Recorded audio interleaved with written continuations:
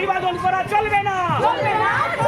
ধর্মের নামে বিভাজন সৃষ্টি করা, মানুষকে বিভাজন করা চলবে না। হিন্দু মুসলিমের নামে মানুষকে সাম্প্রদায়িক দাঙ্গারত করা যাবে না। রাম রহিম মন্দির মসজিদ হিন্দু মুসলমানের নামে সাম্প্রদায়িক দাঙ্গা থেকে সমস্ত মানুষ এক হও।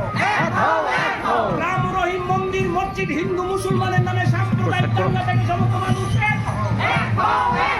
আমাদের ধর্ম জীব ধর্ম, আমাদের ধর্ম জীব ধর্ম, আমাদের ধর্ম জীব ধর্ম, সন্তান দলের ধর্ম জীব ধর্ম, বালক ব্রহ্মচারীর ধর্ম জীব ধর্ম, আমাদের ধর্ম জীব ধর্ম, সন্তান দলের ধর্ম জীব ধর্ম, সাম্প্রদায়িক দাঙ্গা থেকে সমস্ত মানুষ এক হও। রাম রহিম মন্দির মসজিদ হিন্দু মুসলমানের নামে সাম্প্রদায়িক দাঙ্গা থেকে সমস্ত মানুষ এক হও।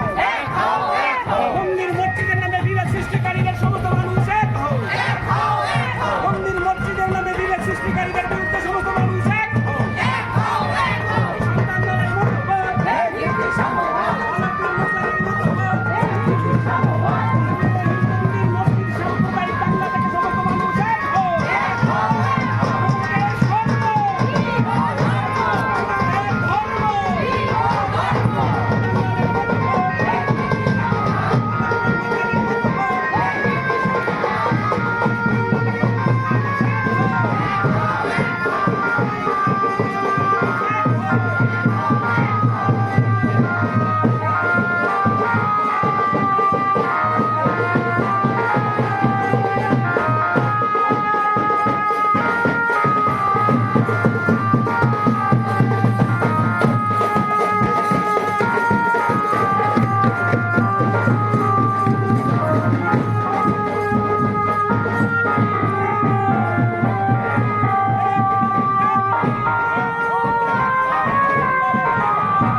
হাজরাট হরিশ্চন্দ্র হরি মন্দিরে সন্ধ্যা দলে তোমাদের কি কর্মসূচি রয়েছে?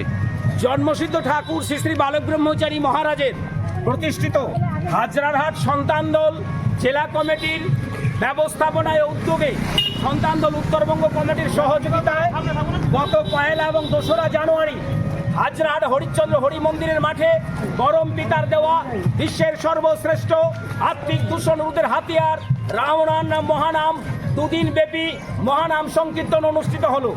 আজ ভোরে সেই মহানামের সমাপ্তি ঘটল এবং আজকে 3রা জানুয়ারি দ্বিতীয় পর্বের অনুষ্ঠানে হাজরাট হরিশ্চন্দ্র হরি মন্দিরের মাঠে উত্তরবঙ্গের বিভিন্ন জেলা মহকুমা ব্লক অঞ্চলের যুবক যুবতী ও সন্তান সন্ততিদের নিয়ে সন্তান দল কেন্দ্রীয় কমিটির প্রেসিডেন্ট সম্মানীয় শঙ্কর সরকার ও সৈয়দ ফিরোজ আলী কেন্দ্রীয় সম্পাদকের উপস্থিতিতে আজ হাজরাহাটে সন্তান দল উত্তরবঙ্গ যুব কমিটি গঠন করা হলো এবং সেই যুব কমিটি গঠন করার পরেই আজকে আমাদের পরম পিতার দেওয়া মহাকাশের মহানাম বিশ্বের সর্বশ্রেষ্ঠ আত্মিক দূষণ রোধের হাতিয়ার রাম ও নারায়ণ রাম মহানামের মিছিল হাজরাহাট বন্দর হরিশ্চন্দ্র উচ্চ বিদ্যালয়ের মাঠ থেকে রাধাকৃষ্ণ মোড় পর্যন্ত পরিক্রমা করবে।